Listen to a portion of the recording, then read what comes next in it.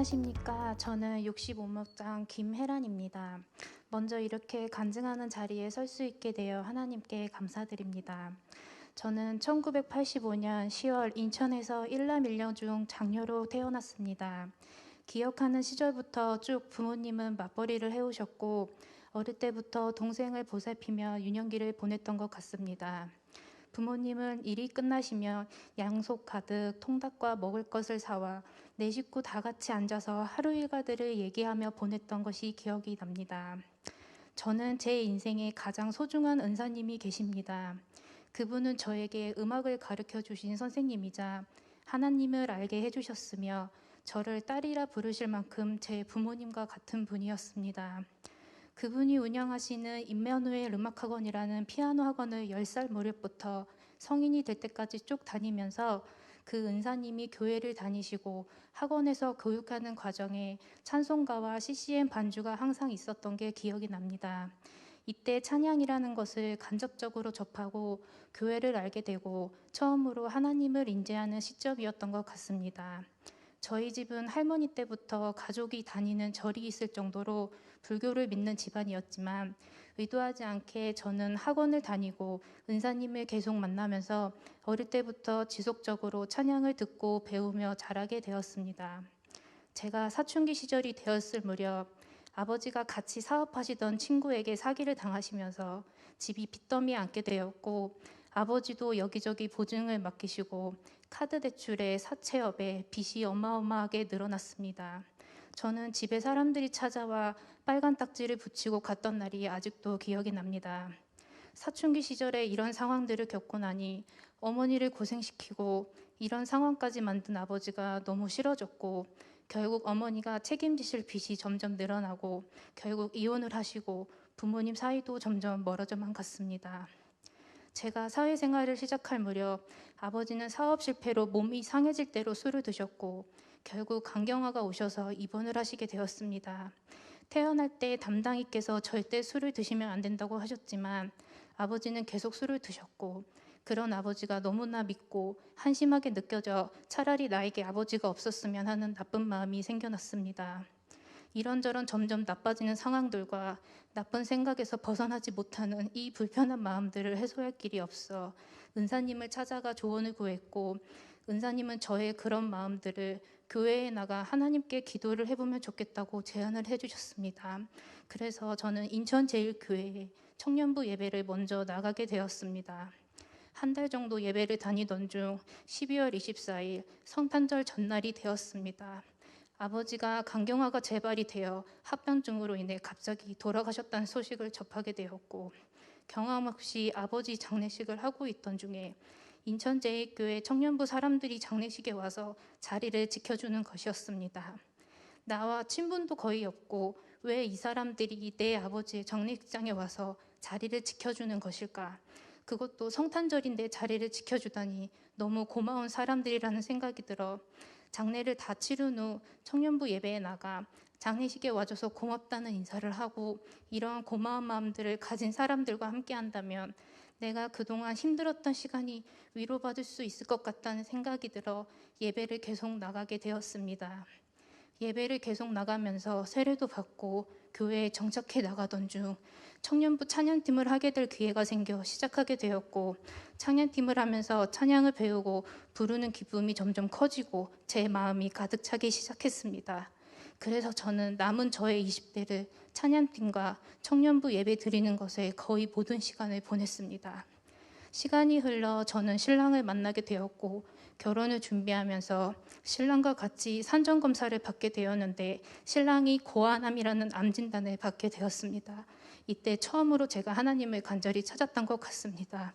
제발 신랑에게 별일 없게 해달라고 제발 항암 치료만큼은 안 하게 해달라고 기도를 했습니다. 수술 후 결혼식이 끝나고 결과를 들으러 갔는데 선생님께서 하시는 말씀이 암 수치가 남아있어 결국 수개월간 항암 치료를 해야 한다는 소식을 듣게 되었습니다. 하나님이 내 기도를 들어주실 줄 알았는데 항암 치료를 해야 한다는 소리에 저는 마음이 무너졌습니다. 내 기도를 안 들어주신 하나님을 원망하며 힘들고 답답한 마음을 풀 길이 없어 은사님께 연락을 드렸고 은사님은 이렇게라도 발견하게 된 건 진짜 은혜다. 하나님이 너의 기도를 안 들어주신 게 아니고 이렇게 하신 계획이 있을 거야. 꼭 신랑을 지켜주실 거야. 나도 너와 신랑을 위해 기도할게. 걱정 말고 기도해보자 라고 하시고 저에게 말씀 하나를 보내주셨습니다. 이사야 41장 10절 두려워 말라 내가 너와 함께함이라 놀라지 말라 나는 내 하나님이 됨이라 내가 너를 굳세게 하리라 참으로 너를 도와주리라 참으로 나의 의로운 손으로 너를 붙들리라. 말씀을 보는 순간 울큼이 왈칵 쏟아졌습니다. 참으로 너를 도와주리라 너를 붙들리라. 그래 하나님이 나를 붙들어 주신다는데 이 모든 순간을 두고 기도했습니다. 무사히 항암 치료를 마치고 다시 포항으로 돌아와 내가 다닐 교회를 알아보고 다시 알아봐야겠다는 생각을 하고 인천교회 목사님께 추천을 받아 기쁨의 교회를 나가게 되었습니다. 신랑도 같이 예배를 나가긴 했지만 교회를 다녀본 적이 없어 힘들어했고 혼자서 예배를 나가게 되었습니다. 예배를 다시 나오면 마음이 편해지고 위안을 받을 수 있을 거라 생각했는데 올 때마다 불편하고 예배 집중도 안 되고 왜 그럴까 생각을 하던 와중에 교회 모임 중 기도를 하고 있는데 다른 한 분이 저에게 오시더니 왜 방언으로 기도를 안 하는 거예요? 라고 물어보시기에 저는 그 은사는 없는 것 같다 말씀을 드렸고 다시 그분께서 그런 방언의 은사를 달라고 기도해야죠. 왜 안 해요? 더 바래야죠. 빨리 기도해봐요. 라는 말에 전 적잖은 충격을 받았습니다. 그게 내가 바란다고 해서 되는 것이 아닌데 꼭 방언만이 기도는 아닐 텐데 이곳은 이런 걸 중요시하는 교회인가 하는 생각이 들어 더 이상 교회를 나가지 않게 되었습니다. 몇 년 뒤 신랑의 항암 치료로 인해 아이를 가질 생각을 못하고 있었는데 준비해도 좋다는 소식에 임신 준비를 하게 되었습니다. 임신이 쉽지 않을 거라는 건 알고 있었지만 마음의 준비를 하고 차근히 해보자 다짐을 했습니다. 매달 임신 테스트기를 확인하며 실망을 하였고 이번엔 기적을 믿어보자 하나님이 도와주실 거야 라는 마음을 가지고 밤마다 기도를 했습니다. 시편 37장 4절에서 5절 또 여호와를 기뻐하라 그가 내 마음의 소원을 내게 이루어 주시리로다.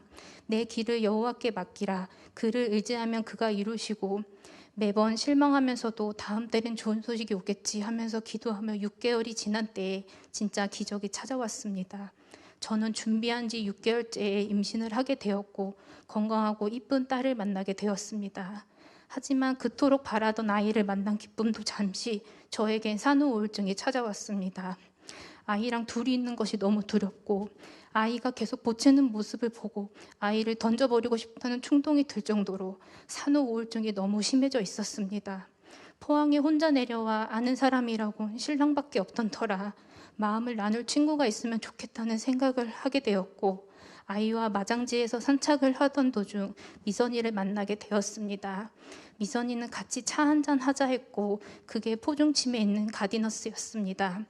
얘기를 하다 보니 저와 동갑내기에 딸 아이도 동갑이었고 공통점이 있어 대화가 계속 이어졌고 미선이는 대화 끝에 교회 다녀본 적이 있냐라는 질문을 저에게 했습니다.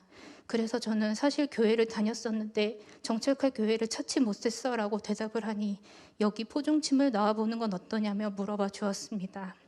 제가 제 인천제일교회를 다니면서 지냈던 얘기와 기쁨의 교회를 다니면서 지냈던 얘기를 들으며 미선이는 너가 여기서 진짜 구원을 받고 정착할 때까지는 너에게 아무것도 강요하지 않을 거야 라는 확신의 대답을 주었고 저는 2019년 3월부터 포중침에 나오기 시작했습니다.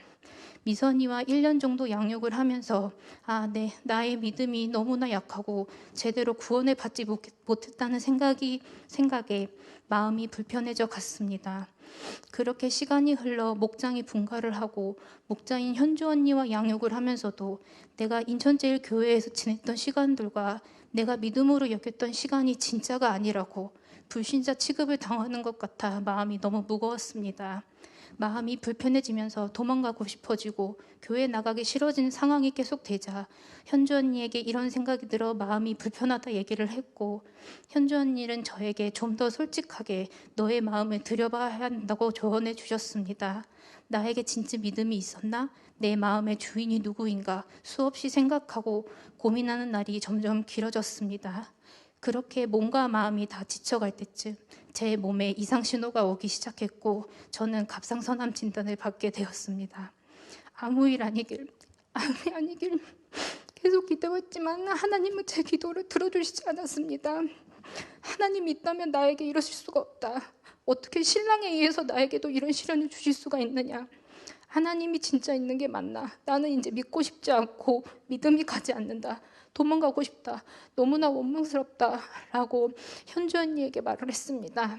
현주 언니는 물론 사람이니 원망스러운 마음이 드는 게 당연하다고, 이런 시련을 통해서 너가 더 강해지길 바라고, 이런 이들을 통해 너가 하나님께 더 매달리고 붙드는 자가 되시길 원하시는 거라고 하셨지만, 전 너무 속상한 마음에 현주 언니가 해주신 말씀이 전혀 와닿지 않았습니다. 나는 힘들 때 하나님을 찾고 기도를 하고 찬양을 부르면서도 왜 마음이 열리지 않을까? 구원을 받는다면 내 모든 것을 포기해야 하는 생각에 구원의 두려움이 컸던 것도 사실입니다. 신랑과 단둘이 포항에 내려오면서 신랑에게 많은 의지를 하며 지냈고, 신랑은 나에게 안락함을 줄 뿐만 아니라 내 모든 것을 의지하고 있었기에 너무나 소중하고 잘 지키고 싶었습니다. 신랑이 마치 저의 우상과 같이 의지했고, 내가 구원을 받고 하나님을 믿는다면 제가 가장 의지했던 신랑을 잃어버리는 것 같아 구원받는 일이 망설여졌습니다. 신랑은 안 믿는 자였고 제가 구원을 받으면 신랑과 단절이 될 것 같다는 생각에 구원을 망설이는 와중에 시간이 지나 5월 복음 집회 날이 되었습니다. 설교를 듣다 보니 또 같은 내용이구나 라는 생각만 들고, 나보고 믿는 자가 아니라는데 원망도 아직도 남아있고 내 기도도 안 들어주시는 하나님을 믿어야 하는 건가 하는 의구심이 들었습니다. 또 시간이 지나 7월이 되어 갈 때쯤 목장 모임을 하는 중 영애 언니의 고백을 듣게 되었습니다. 언니는 간경화 진단을 받고 너무 슬펐지만 이런 나의 삶을 주관하시는 건 진짜 하나님뿐이고 남은 생을 무사히 살아갈 수 있음에 작은 것 하나 삶의 기쁨을 주신 주님께 감사하다는 고백을 듣고 마음이 흔들렸습니다. 간경화로 돌아가셨던 내 아버지의 기억과 신랑과 내가 암투병을 하면서도 왜 나에게만 이런 시련을 주시나 하며 하나님을 원망했던 내 자신, 내가 그동안 무엇을 위해 기도한 건지, 내가 진짜 하나님을 믿고 의지했던 것이 맞는지 고민을 하게 됐고, 두근거리는 마음으로 7월 복음 집회를 기다리게 되었습니다. 복음 집회 당일 예배당에 들어가면서부터 두근거리는 마음을 감출 수가 없었습니다.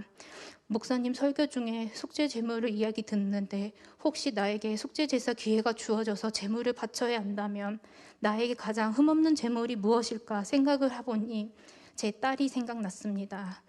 기적으로 온 내 딸이 내 죄를 대신해서 피 흘려 죽고 뜯기고 불에 탄다는 생각을 하니 너무나 끔찍하고 무서웠습니다.